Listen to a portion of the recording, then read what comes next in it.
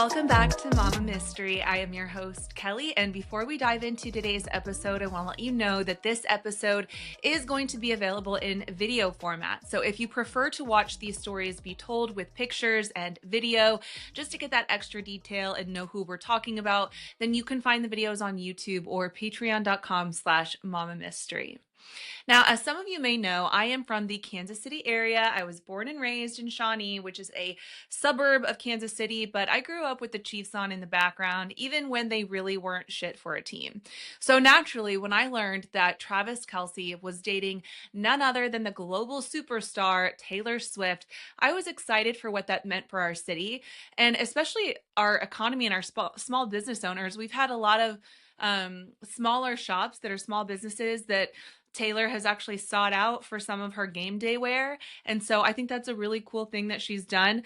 But I will say I'm not actually a Swiftie by any means. I just don't really listen to a lot of music. But my daughter does love her. And it was always kind of surreal to see Taylor Swift at these games at Arrowhead, at a place I've been to numerous times. And it was pretty cool to see her walk in, greet fans, take pictures with some of the little girls there, and enjoy the game from Travis's suite. But at the first game after Charlie Kirk got shot, things changed pretty drastically. This time, when Taylor got there, instead of greeting and smiling for cameras, employees brought in this makeshift bulletproof wall panel thing on wheels, and they stretched it out and then rolled it as she walked behind it, completely blocking literally any trace of her from any view. You can't even see her shoes. And I, like many others, thought maybe it was because of the Charlie Kirk shooting. Maybe she was scared for her safety after seeing how Charlie was shot in a public space in broad daylight. But come to find out, the real reason is somehow even scarier than that. So Brian Jason Wagner is a 45-year-old man from Colorado who allegedly showed up at Taylor's house in LA numerous times beginning in July of 2024 and continuing into May. Taylor said in a court filing, quote, "I am informed that Mr. Wagner made various statements about living at my property, not true, being in a relationship with me, not true, believing I am the mother of his son, not true, and needing to see me in person, all of which are untrue and disconnected from reality," end quote.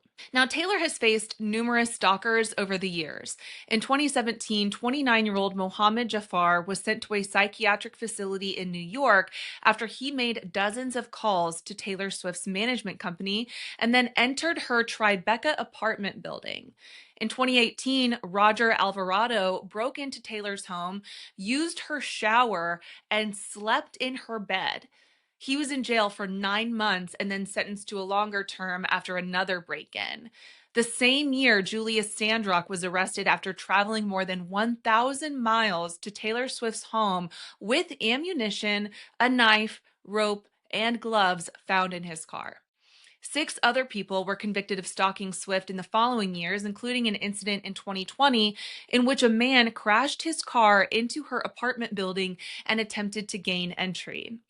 In June of this year, Taylor was able to get a TRO against Brian Jason Wagner, and in September, the restraining order was granted its full effect for 5 years. But it's worth noting, Brian was not at that court hearing. So private investigators tried to track him down, and to this day, they have not been able to do so. So naturally, this puts Taylor Swift and her whole team on high alert because a man who is completely disconnected from reality, claiming that Taylor is the mother of his son, who does exist, by the way. He has a son, and he's claiming Taylor Swift is his mother. But he's sneaking into her home. Like, this is a very threatening and frightening situation. But here's the thing about stalkers. They don't just target celebrities. We hear about cases like Taylor's because she's famous, but the truth is, stalking happens every day to people who are not in the spotlight. It's not always a fan turned obsessed or some stranger on the internet. Sometimes it's someone close to the victim, someone that they thought that they could trust at one point in their life. And just like Taylor's team is now on high alert for a man that they cannot find, there are cases where everyday people are left to fend for themselves against someone just as unhinged. So today's story is about a woman named Kristil Krug. A wife, a mom, someone who wasn't a global superstar, but still found herself at the center of a nightmare with a man who just would not let go. And the similarities to what we've just talked about, the stalking, the threats, the feeling of being hunted, are chilling. This is the story of Kristil Krug. Kristil Grimsrud Krug was a 43-year-old mother of three living in the peaceful suburbs of Broomfield, Colorado. She was known as a remarkable woman, a talented modern dancer with a brilliant mind for science. In college, Kristil earned a degree in biochemical engineering and went on to build a successful 19-year career at Agilent Technologies as a project manager. She and her husband, Daniel Krug, had married in 2007 and built a life together in the upscale Anthem neighborhood, raising their three children, two girls and a boy, ages 14, 11, and 8. This neighborhood, to give you a picture of what it looks like, it's a fairly new development with views of the Rocky Mountains, parks located throughout this community. There's a trail system, two amenity centers, creeks, a beautifully manicured landscaping. It's an upscale neighborhood with homes in the upper six figures and into the seven figures. So not a place where you might expect a story like this, right?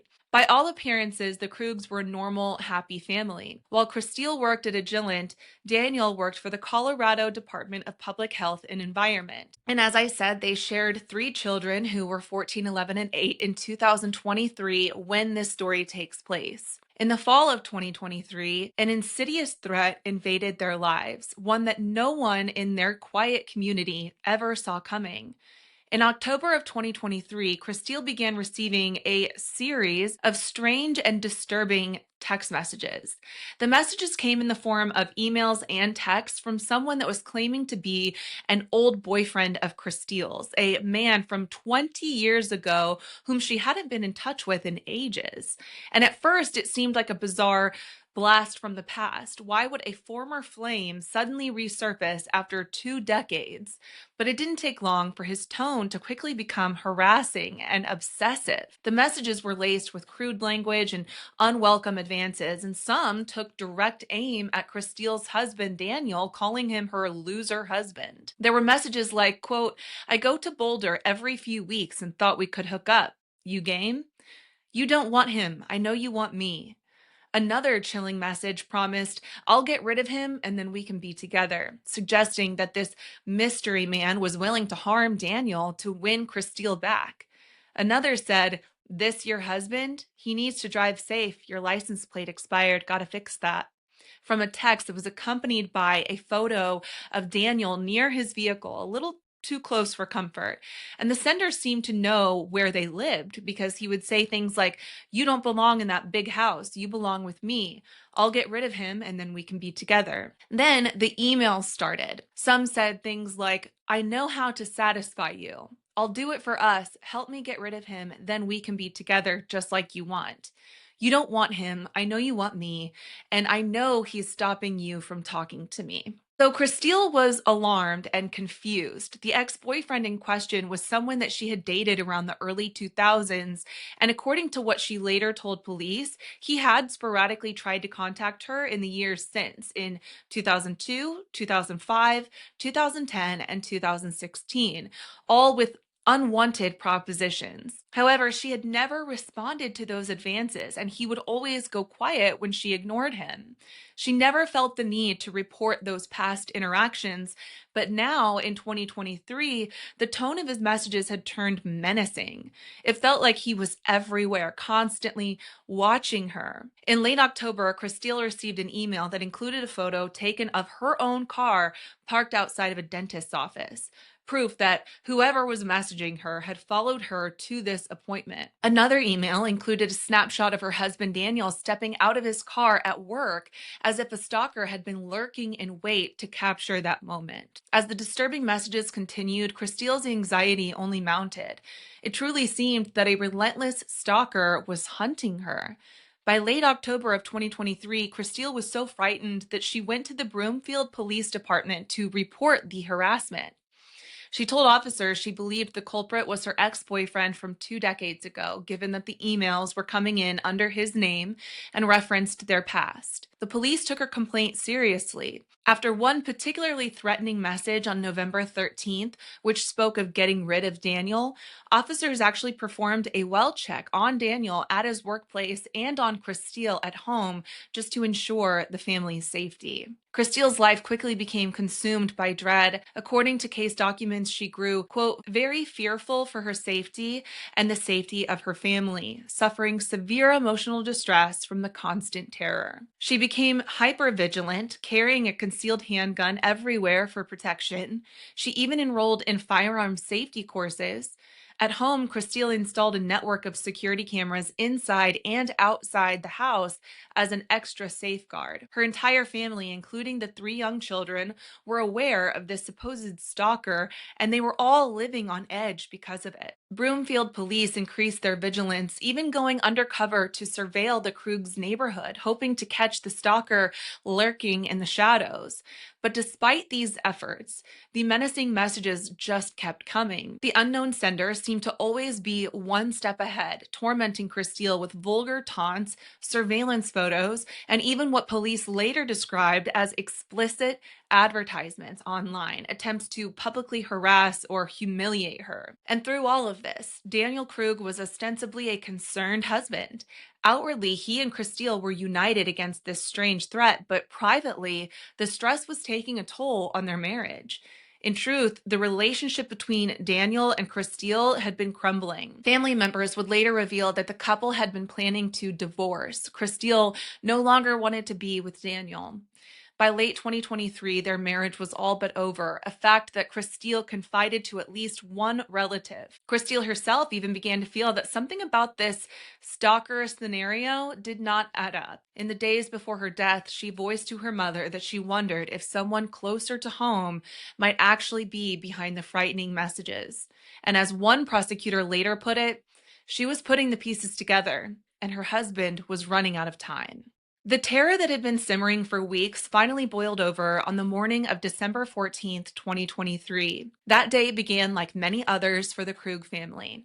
Around 7:30 a.m., Kristil did the usual morning routine of getting her kids ready for school and driving 2 of them to their elementary and middle schools. Daniel normally would have left for work by then. His job was actually in Glendale, which is a suburb in Denver. But on this morning, Daniel hadn't left at his usual time. In fact, when Kristil returned home after the school drop-off, which was shortly before 8 a.m., she was surprised to find Daniel still at home. It was unusual enough that she commented on it, asking why he was running late. Daniel mumbled that he just wasn't feeling well, blaming unexplainable stomach trouble for the delay. Moments later, as Kristil entered the garage of their house to presumably head back inside, someone was lying in wait for her in the garage. In an instant, Kristil was ambushed from behind by a brutal attacker. She was struck hard on the back of the head, not once, but at least twice, with a blunt object. The blows were severe, intended to incapacitate her. Kristil, a licensed concealed carry gun owner, had her handgun on her person for safety, but she never even got a chance to draw it. The sudden attack was so swift and so unexpected that she couldn't defend herself. Stunned and bleeding from the head, Kristil collapsed near the steps inside the family's garage. The assailant then delivered the final, fatal wound, a single thrust of a knife directly into Kristil's chest that pierced her heart. It was a vicious and personal killing. Later, investigators would note that the blood splatter in the garage, a smear of bright red on a drywall near where she fell, told the tale of this violent struggle. By the time it was over, Kristil lay on her back in the corner of the garage, mortally wounded. The killer then fled the scene, leaving Kristil dying on the cold garage floor. And in the immediate aftermath, all was quiet in the Krug household. No neighbor heard any disturbance that morning, and Kristil's 3 children were safely at school, oblivious to the nightmare that was unfolding at home. The only other person known to be at home around that time was Daniel. And by 8:24 a.m., surveillance footage would later show him finally leaving the house for work, roughly 30 minutes later than normal. Unbeknownst to anyone else, the murderer had likely just slipped away, but at that moment, it wasn't yet clear to authorities that a murder had even occurred. It would take a few hours before anyone realized that something was terribly wrong at the Krug house. Around midday on December 14th, after several hours of radio silence from Kristil, Daniel Krug did something that initially seemed like the act of a worried husband.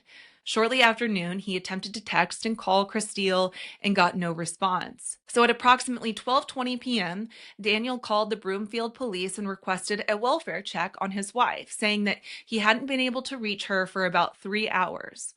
Officers promptly arrived at the Krug home on Promontory Loop at 12:28 p.m. to check on Kristil. They found the house locked and quiet. Peering through a window into the garage, an officer's eyes fell onto a grisly scene. A woman's body sprawled out on the garage floor with what appeared to be blood visible on the wall nearby. The officers forced entry and rushed to Kristil's aid. Kristil had no pulse, but her body was still warm, indicating the attack had happened only a short time before their arrival. First responders attempted CPR and rushed her to the hospital, but it was far too late. At 12:43 p.m., Kristil Krug was pronounced dead. The vibrant mother of 3 was gone. Detectives immediately began processing the scene and gathering information. And given Kristil's recent reports, all eyes turned to the mysterious stalker who had been threatening her for a few weeks at this point. It really wasn't that long. It was only 6 to 8 weeks, maybe a couple months, that the stalker had been taunting her. And here was a woman who just weeks earlier had begged police for help, convinced that this ex-boyfriend turned stalker wanted to harm her. And now she was dead under violent and suspicious circumstances. It was a scenario ripped straight from a thriller. Had Kristil's former lover really shown up to make good on his threats? Meanwhile, Daniel was distraught, and in his initial statement to police, he pointed the finger squarely at his wife's ex-boyfriend. What's your guys' interactions been like leading up to this? Tested. I felt like she was keeping secrets. Why? She didn't tell me about the command. She keeps disappearing for hours. What?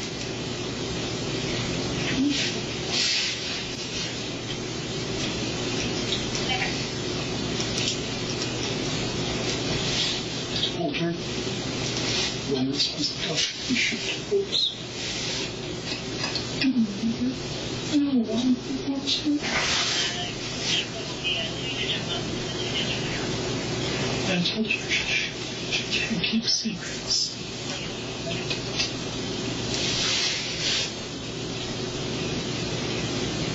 I asked for a divorce.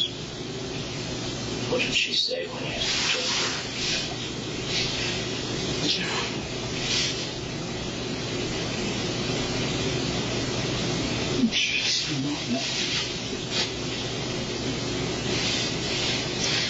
He recounted the harassment that Kristil had been experiencing and suggested that this unhinged ex must have broken in and killed her. Investigators treated this theory seriously at first because if true, it meant that a dangerous killer, one who had been brazenly stalking the family, was now on the loose.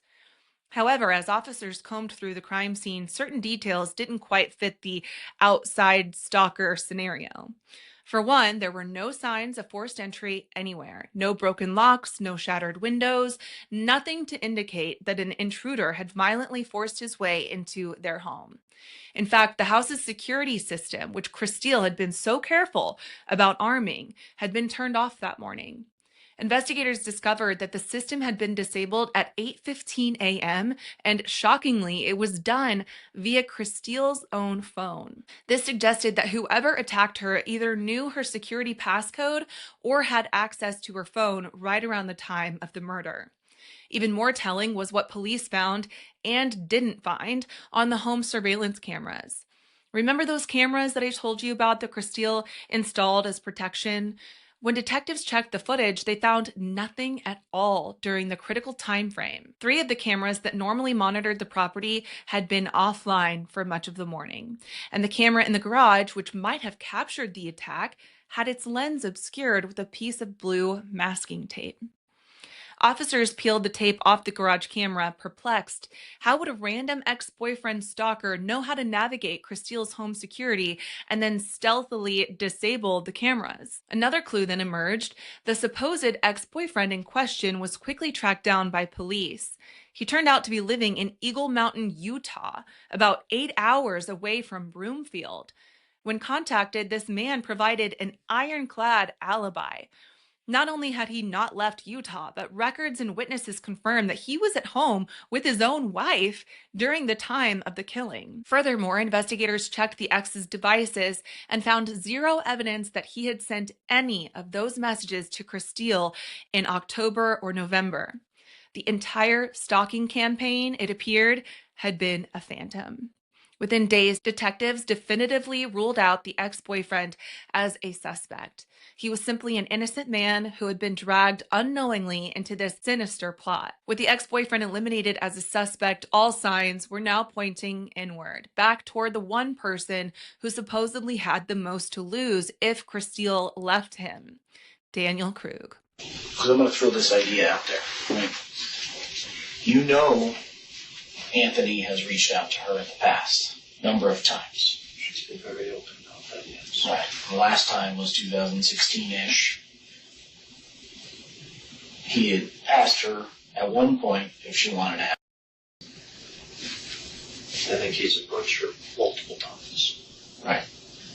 So this next time, if there's any bit of question about infidelity, whether it's with Anthony or anybody else,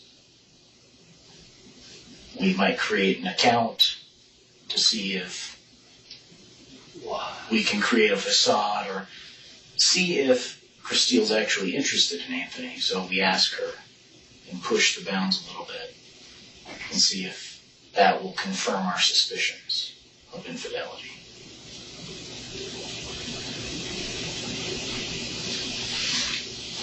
You don't get the response and the openness you once did for about 28 days, from October 2nd to October 31st. So you amp it up a little bit. Send a photo of yourself to her at an account you created. See what her response is. I mean, the IT department, in fact, I can go check on where we're at with those records. But a lot of this stuff is going to shine through. My hope is just that we can at least be honest about those things and agree that maybe this started out the way that it was reported, and then maybe it turned into something different. No. Because that would suggest that I would put my children through this. We were drilling the kids on what to do if we said that they had to pair up, they had to run. I'm looking into counseling for the kids. Figure out when the heck to start that.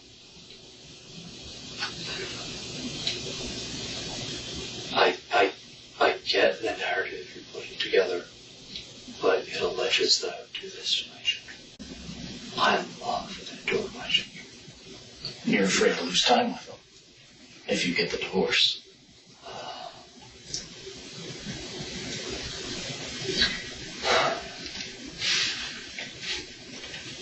Well, provide us a different explanation then. We know it's not Kickman. If you were watching these facts unfold in front of you in a movie, what would you say happened?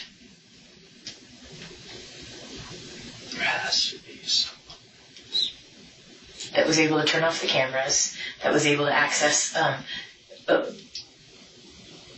password-protected system to turn off cameras, that was able to use your IP address from your work to create accounts, to send messages and photos, to act as a stalking suspect.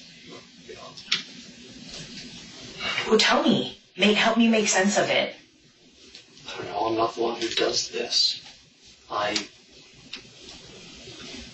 analytical at work, and I read and write fiction at home. I don't do crime drama. I don't know what that is. Kickman is 6.5-hour drive from here. There's no way he could have made that drive. If he flew, we would have record of that. That doesn't show up on any sort of flight record through the FBI, DEA, Homeland Security, anything like that. And then, in fact, he was contacted in his house, severely intoxicated.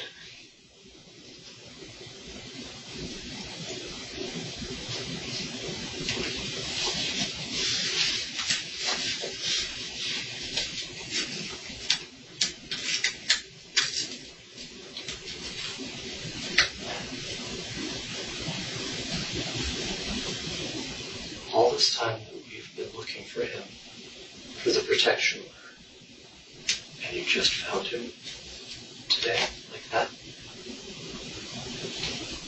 Because I've been looking at you, but I've been waiting for these records to come back.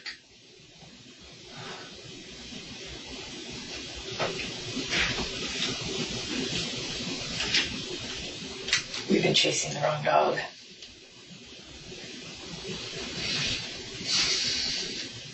Am I under arrest? It sounds like you're accusing me. We have a lot of information that points your direction, and we were hoping that you could provide a legitimate explanation other than it wasn't me. The Broomfield Police Department launched an exhaustive investigation, and the evidence that they uncovered painted a jaw-dropping picture of betrayal and premeditation. It turned out that the person terrorizing Kristil all those weeks was not a long-lost ex at all. It was her own husband, Daniel. Digital forensics provided the first big break. Detectives traced the IP addresses of the fake emails that had been tormenting Kristil.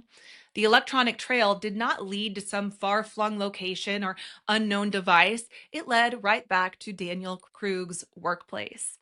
In fact, one of the bogus email accounts used by the stalker had been created on a secure password-protected network at Daniel's job, which was the state health department. It's a government job. How stupid can you be? That was a smoking gun that someone with Daniel's credentials and access had set up the fake account. Investigators also dug into the phone records and discovered that the burner phones used to send anonymous texts to Kristil had a connection to Daniel. Those disposable phones were purchased with a Visa gift card registered to Daniel himself. Even more damning, cell tower data showed that one of those burner phones frequently moved in tandem with Daniel's personal cell phone, pinging in the same locations at the same times as he did, as if he was carrying both phones on him at the same time. Investigators then looked at Daniel's activities around the time of the murder, and the pieces all fell into place. They found that on the very morning of December 14th, Daniel had attempted a high-tech cover-up to go along with the brutal killing. Using Kristil's unlocked phone, he sent himself a series of pre-written text messages from her number, messages designed to make it seem like Kristil was still alive and texting after he had left the house. He timed these messages to send around 8:56 a.m. that morning after he had driven away so that he could later show police or others, "See, she was alive when I left. She even texted me." Indeed, at 8:56 a.m., Daniel's phone received the very text that he had covertly queued up from Kristil's device. Of course, the investigators later confirmed that Kristil's phone never actually sent anything after 8:22 a.m., meaning those scheduled texts were fabricated and did not involve any live typing by Kristil. Daniel had also used her phone at 8:15 to turn off the security system, as noted, and he'd physically placed that blue tape over the doorbell camera to prevent the crime from being caught on video. He left the house around 8:24 a.m., finally heading into work after committing this heinous murder, and even deactivated his car's dash cam on the way, likely to avoid creating any recording of his slightly delayed departure. Once he was at work, he tried to act completely normal.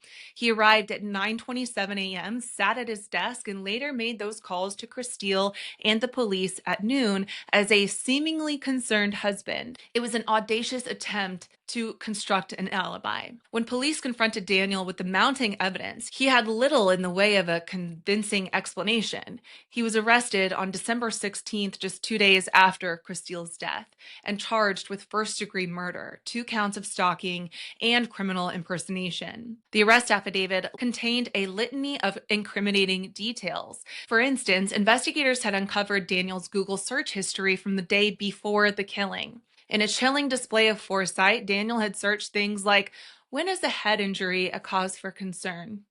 How hard would you have to hit someone in the head to make them unconscious?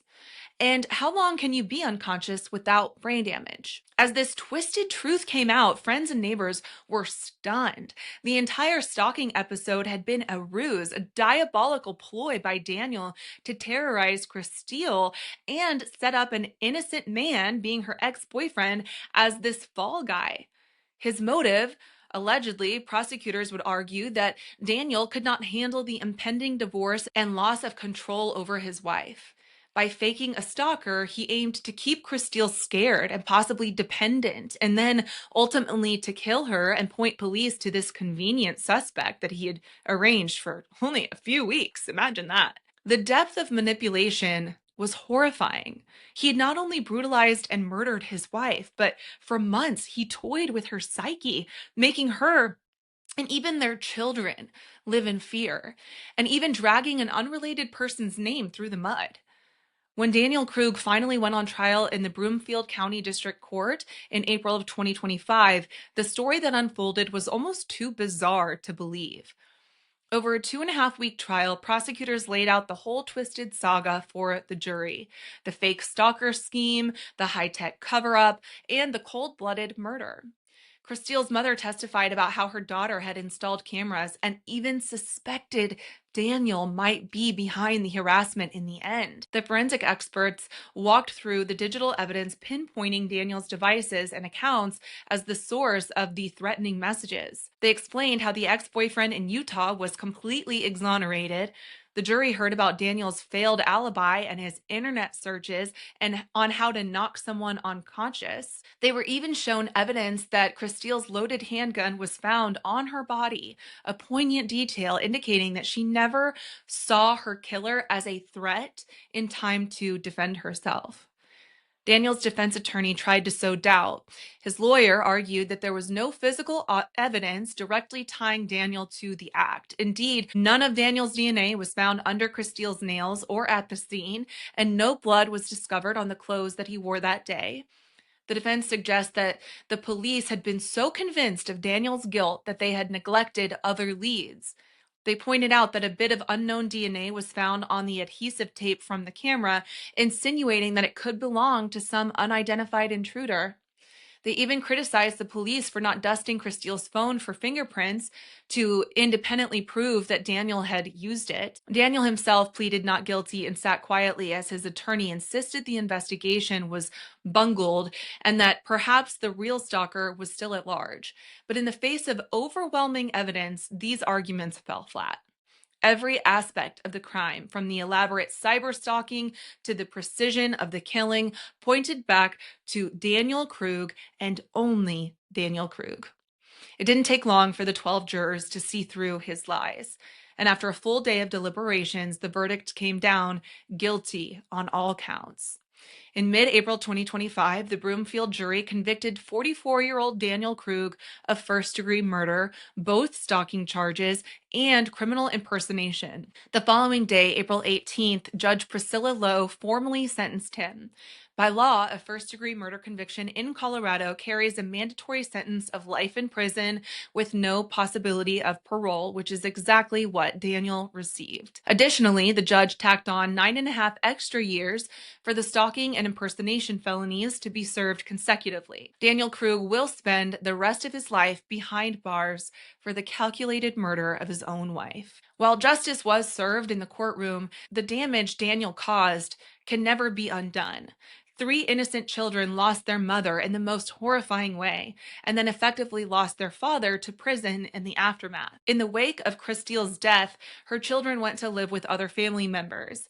By early 2024, word spread of their situation, how the kids had to relocate and were sleeping in makeshift bedrooms in their relatives' home. The local community, heartbroken by this tragedy, rallied to support them. One Colorado couple, Lonnie and Skylar Haskell, who had been neighbors of the Krugs, decided to do something beautiful for the children. The Haskells learned that the kids didn't have proper bedrooms yet, so they volunteered to remodel and design dream bedrooms for all 3 of Kristil's children in their new guardian's house. The Haskells gathered the kids' input on themes and decor, hoping to create personal spaces that could be a refuge amid all of the upheaval. The community's kindness was a bright spot in an otherwise really dark story. Neighbors also mourned the vibrant woman that they had known. Kristil's friends and family remember her as successful, driven, loving, and inspiring, a woman who balanced artistic passion with scientific acumen, and a devoted mother who always put her kids first. An obituary written by her loved ones described how Kristil's promising journey was cut short by a senseless act of violence, and just how profoundly she will be missed. Today, Daniel sits in prison for life, and the only stalking he will experience are the ghosts of his own making, and maybe a few inmates looking to make him their bitch. And I love that for him. Thank you so much for listening to today's episode. And if you're not already, make sure you hit that follow or subscribe button so that you never miss a future episode of Mama Mystery. Thank you so much for listening to today's episode or watching, if that's what you chose to do. Stay curious, stay vigilant. Mama Mystery out.